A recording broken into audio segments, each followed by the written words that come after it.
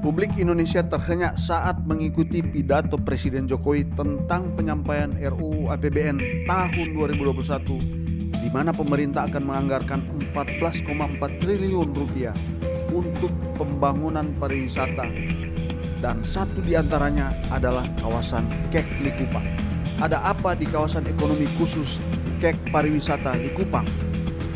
Di Sulawesi Utara, pariwisata memang bukan hal yang baru. Dari awal, Sulut pun sudah menggenjot sektor pariwisata agar bisa meningkat. Karena itu berbagai cara untuk menaikkan kunjungan wisata ke Sulawesi Utara sudah dilakukan oleh setiap gubernur.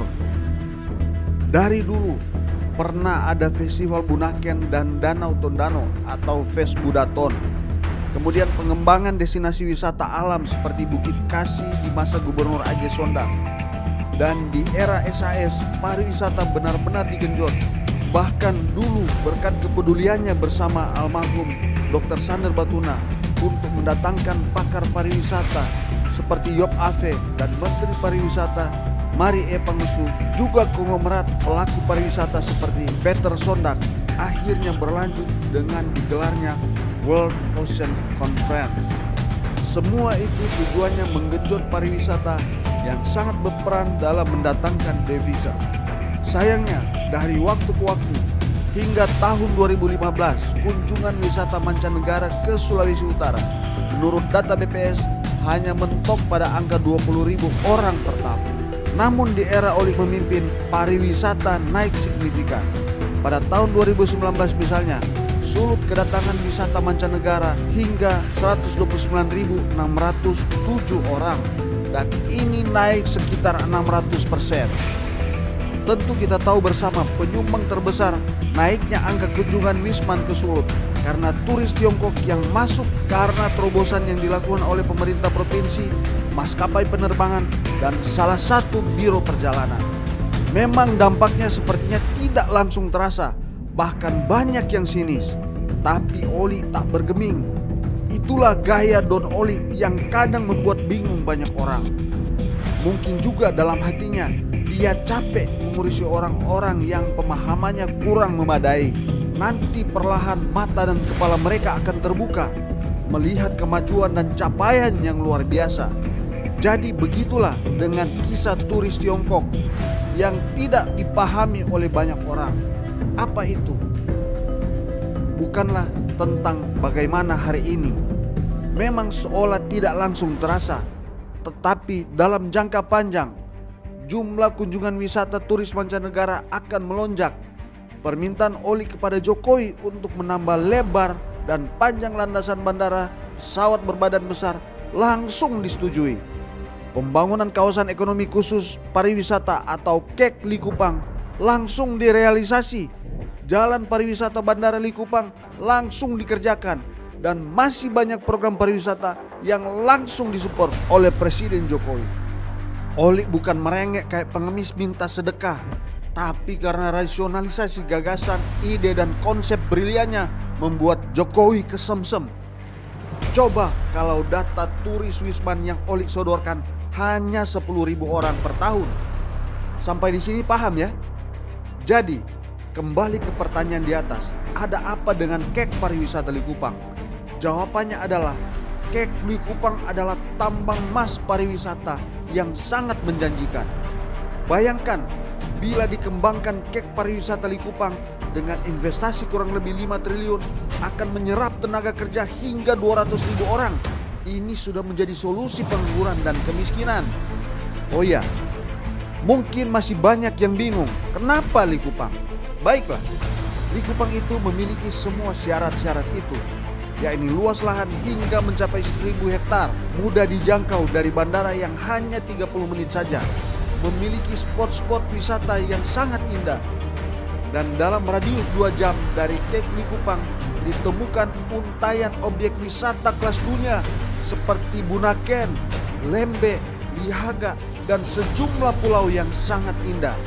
Keunikan dan keanekaragaman hayati hutan dan gunung Tangkoko, kekayaan lanskap pegunungan Dua Sudara, Kelabat, Lokon hingga Soputan, serta dekat dengan kawasan urban yang siap dipoles menjadi kawasan berkelas dunia. Masih ingat ada giung, di mana ada gula, di situ ada semut.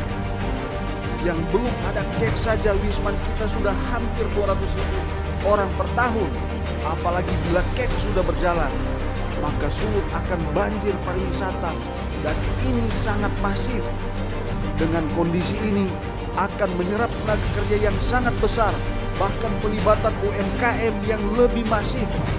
Sulut sudah harus menjadi pusat pelatihan pariwisata untuk semua keterampilan, baik guru selam, pemandu wisata, hingga juru masak yang berkelas internasional. Bila kita hitung saja secara kasar, 1 juta Wisman dengan spending rata-rata 10 juta dihitung sangat minimal, maka kita bisa menghasilkan devisa sebanyak 10 triliun per tahun. Pertanyaan, apakah ini visible? Mari kita lihat. Destinasi wisata terbesar di Indonesia adalah Bali. Anda pernah berkunjung ke Bali? Selain wisata budaya, alam Bali sangat molek, mulai dari persawahan, gunung hingga pantai. Pertanyaannya, apakah Sulut tidak lebih baik dari Bali? Silakan jawab sendiri. Mungkin dari sisi budaya saja kita boleh mengakui Bali yang terbaik. Tapi itu pun kalau kita serius, budaya yang sangat beragam akan jauh lebih eksotik bila kita serius kembangkan. Dan yang luar biasanya lagi, Sulut adalah given Tuhan atas Sulawesi Utara yang berada di bibir Pasifik. Seorang turis Finlandia pernah berkelakar kepada saya di sebuah kafe di bilangan Tikala. Katanya begini, kalian itu sangat beruntung karena Tuhan sedang bersiul gembira saat Dia menciptakan Sulawesi Utara. Dia mungkin benar, tapi kita mungkin yang tidak sadar. Sebutkan satu daerah di Indonesia yang punya segalanya. Destinasi wisata pantai, destinasi alam bawah laut, wisata gunung, wisata danau, dan wisata agrikultur. Bila dirangkum, maka itulah Sulawesi Utara. Kita punya bahkan yang terbaik, yaitu underwater, gunung, danau, pantai, hutan, dan semua hal-hal yang sangat bisa dijual sebagai komoditas pariwisata. Jadi, jawab saya kepada turis Finlandia itu, no sir, God is dancing when He creates this paradise. Secara geostrategi, Sulut adalah terdepan, tercepat bila menyasar Wisman Jepang, Korea, Cina, bahkan Taiwan yang secara ekonomi justru berada di papan atas ekonomi dunia. Lalu berapa jumlah wisata mancanegara Bali? Menurut data BPS, setiap tahun Bali kedatangan tamu sekitar 5-6 juta per tahun.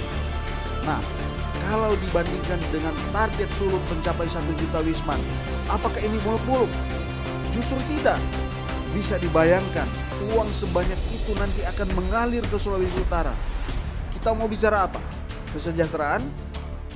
Maka betul sudah apa yang dilakukan oleh Oli Dondo Kambe, membawa Sulawesi Utara terdepan di Pasifik. Sampai di sini semoga paham ya.